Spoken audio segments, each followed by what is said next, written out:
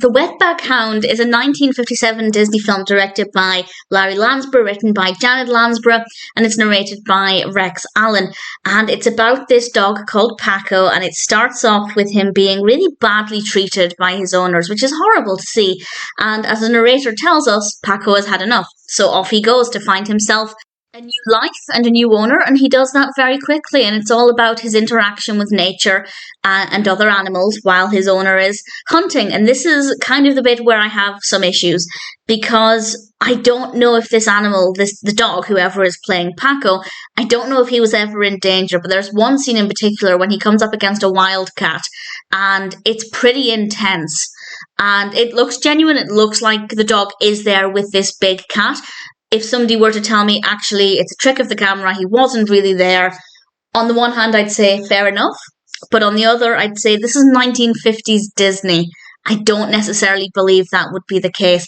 There have been, of course, some reports of Disney not necessarily treating animals kindly for the benefit of documentaries. There's the whole issue with the lemmings in White Wilderness, which was in 1958, the year after this. So I wouldn't be convinced that this dog was never facing danger.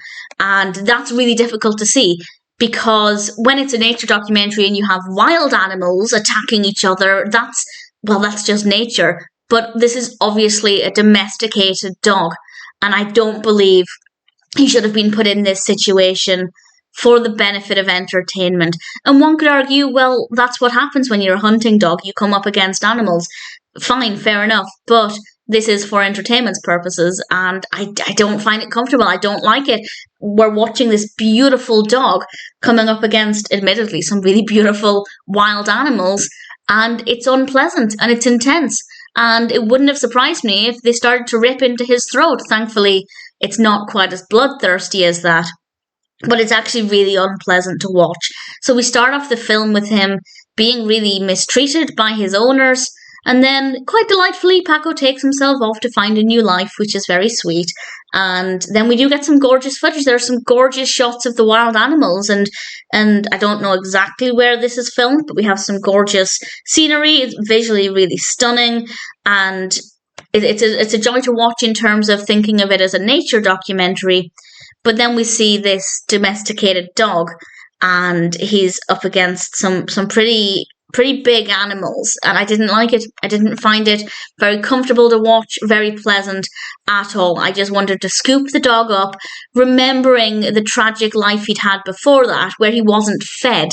He was denied food while he had to watch other dogs at the start of the film being fed. And that's horrific and horrendous. And I wanted him to go off and have this new life. And things started off really well. He found a new human. He was in this car, a car he'd never been in before. And it was a lovely start to his journey.